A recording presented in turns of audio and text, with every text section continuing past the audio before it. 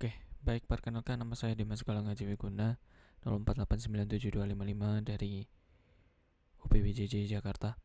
Jadi hari ini saya akan menjelaskan terkait tugas 3 pemrograman berbasis web, yaitu dimana tugasnya ini adalah melakukan refaktor dari tugas 2, yang mana di tugas 2 itu kita melakukan hanya dependency injection dari JS file view. Yang saya pakai adalah view 2, dan sekarang akan menggunakan konsep view komponen menggunakan view 3. Di sini sesuai arahan harus akan membuat halaman stok bahan ajar dan tracking delivery order kembali dengan beberapa fitur tambahan seperti mengedit stok data bahan ajar dan juga memfilter dan juga menghapus. Lalu di bagian tracking delivery order tidak banyak perubahan, hanya melakukan refactor menjadi view komponen. Mungkin saya akan menjelaskan dulu untuk hasilnya. Jika dilihat untuk hasilnya di bagian informasi bahan ajar, untuk drop down dan juga tombol sudah sesuai dengan arahan, di mana drop down berasal dari data bahan ajar.json yang sudah diberikan. Di sini jika kita filter maka akan muncul, berdasarkan kategori juga akan muncul seperti itu, dan ada tombol reset. Lalu kita akan coba edit salah satu bahan ajar dengan merubah salah satu value-nya. Jika kita enter maka nilainya akan berubah. Lalu jika kita delete maka dia akan terhapus seperti itu.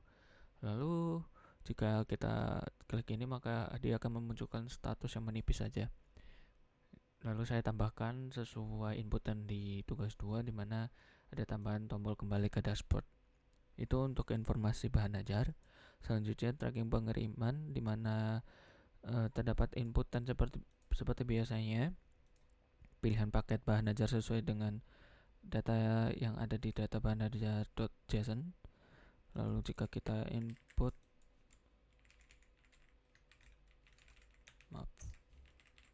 random word seperti ini, dan jika kita tambahkan maka dia akan bertambah seperti itu.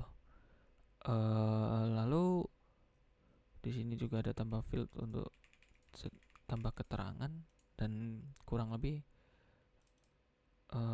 seperti itu untuk bagian tracking delivery order. Di sini juga ada tambahan lagi untuk tombol kembali ke dashboard. Lalu jika kita kembali ke bagian code, di sini adalah struktur dari file yang saya gunakan, atau struktur dari code yang saya gunakan untuk membuat layar dashboard dan beberapa layar tadi, dimana strukturnya ada dari source, komponen, lalu beberapa file lagi di bagian source yaitu app.view, lalu ini data yang diberikan, lalu ada main.js dan ada router.js untuk pindah halaman. Itu bagian pentingnya. Dan satu lagi adalah bagian index.html yang dia akan memanggil komponen app.view seperti itu. Nah, lalu kita akan lihat pertama-tama di halaman dashboard. Di halaman dashboard tidak banyak yang bisa saya tampilkan. Yang dapat saya tampilkan di sini adalah ada proses navigate menggunakan router untuk ke halaman informasi bahan ajar dan tracking pengiriman. Lalu selanjutnya di bagian stock.view, di sini juga ada router untuk navigasi kembali ke dashboard. Lalu berbagai macam logic looping menggunakan v-for untuk looping nilai dari option atau dropdownnya. Lalu selanjutnya ada logic v-for lagi untuk melakukan looping data terkait data stok bahan ajarnya, sama seperti yang ada di tugas 2, penggunaan logicnya dan data bindingnya. Lalu ketiga ada form untuk tambah atau update datanya, dimana form ini datanya modelnya dibinding ke dalam form yang telah dibentuk di bagian data seperti itu. Jadi di sini ada form yang berisi field kode, judul, kategori, dan lain sebagainya. Lalu di bawahnya terdapat beberapa fungsi yang digunakan untuk membantu user experience-nya. untuk ngefilter, sorted, lalu ada metode-metode untuk reset status teks, lalu status dari kelasnya, lalu ada fungsi untuk menyimpan data, fungsi untuk edit, dan fungsi untuk delete. Dan di bawah adalah untuk stylingnya.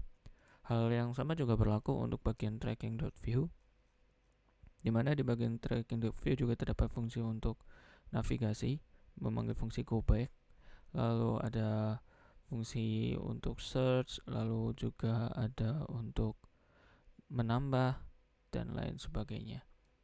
Di sini juga ada proses looping data lagi untuk menampilkan data-data dari data bahan ajar.json seperti itu. Lalu jika kita lihat lagi di dalam scriptnya, ada proses import data bahan ajar yang sama digunakan di bagian stock.view.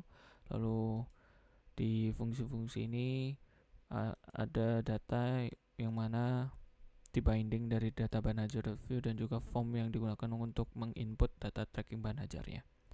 Lalu di sini juga ada beberapa metode-metode yang digunakan untuk membantu proses sesuai dengan requirement yang diberikan.